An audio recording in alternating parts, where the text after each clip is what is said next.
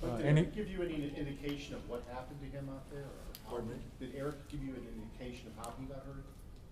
No, back spasm. I think they just jumped up on it.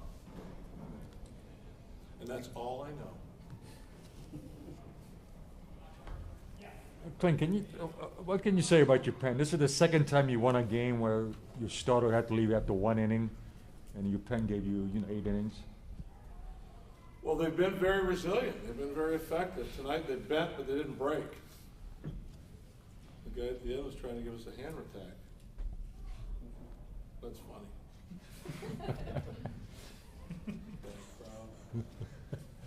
That's probably as least efficient we've been, though, with our pitches. We pitched ourselves in some nice corners, some tight corners tonight, and they were able to get out of them. Cruz was able to get out. Obviously, really, you don't go much deeper than where he was, and to be able to get out, a couple punch outs. And Joel, I mean, very rarely you see a guy throw 3 balls at a backstop and then finish the way he did. I don't know what Ray told him after the trip. That's one of the best trips Ray Series has made all year.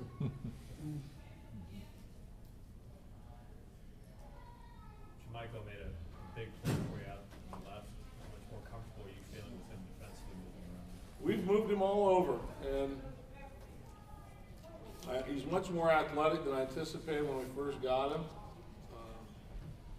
His arm will play anywhere, and it's just getting him out there and getting him reps. He just doesn't have that many major league reps. He came up as a shortstop, played mostly infield, and in Boston a little outfield.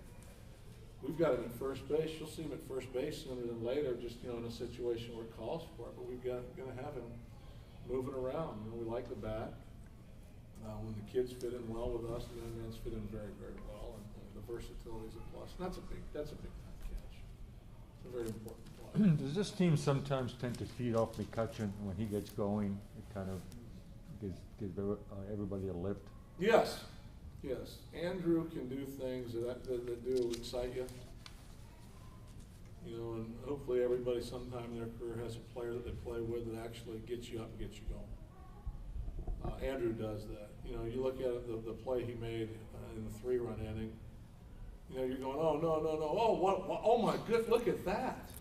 I mean, it's almost like once he realized the predicament he put himself in,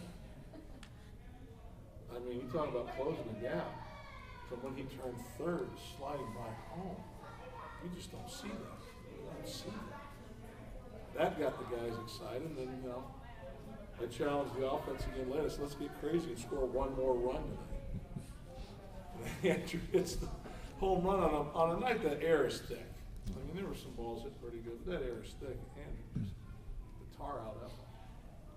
I mean, you see the shortstop going the hole like that many times, and he anticipates the guy putting on the brakes and throwing the third.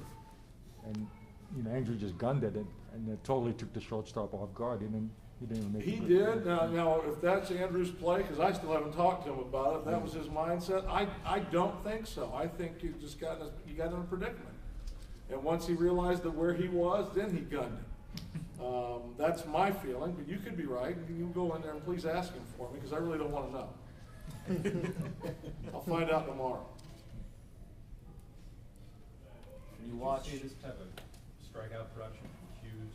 Can you speak of how he's really adapted to this role he's in? Well, we talked about hitting being contagious, and the strikeouts seem to be contagious. It plays for a while. I know the thing you have to be leery of is the mindset. Now, are some of our guys going for the strikeouts from the first pitch, and we're not getting strike ones tonight? We didn't get a lot of strike ones. Tonight we pitched behind in counts. The walks inflated. Hughes gave us 2 strong innings when we needed them. I think he had 6 walks and 6 strikeouts coming into this game. He's a sinker ball pitcher. His evolution is it's in place. I like the man. I like the makeup. I like the arm. I like the sink at the end. And now he's reading swings a little bit. He's feeding off the other guys and gathering information. So he's been a very valuable asset out there for us to give us some length. We needed all the length we could get tonight. Lincoln and Hughes were big keys of that ball game to get us to where we could get the Cruz and really in hand, very efficient with their pitches. And I mean, you talk about a jump starting a guy. I know guys are ready to play, but I don't know if I'm a reliever, if I'm going to be ready to go in the second inning. I mean, and to come in and pitch the way he did, he's been very professional with his opportunities. We look at guys putting guys on and then getting the strikeouts that they did, or getting the outs that they did, regardless how they did it. Is that almost more impressive to watch Gurley do that and to attack the way he did with the fastballs in that situation?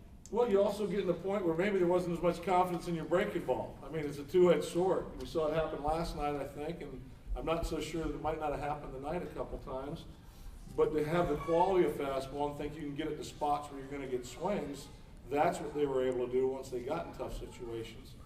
Based on the scouting report, based on the reason, have good enough control after you haven't had that control to lock in, get outs, and move forward. You know, and in a couple of the cases, you know, I was there to put the guys on. You know, I knew once LaRoche was up, you know, just the place he is right now, he's more dangerous than the guys that were going to follow him. But you always are wary. You put a guy like that on first and second, you lose the next guy, bases loaded. You've actually kind of helped to put your pitcher in a jam a little bit. But I've got confidence in him.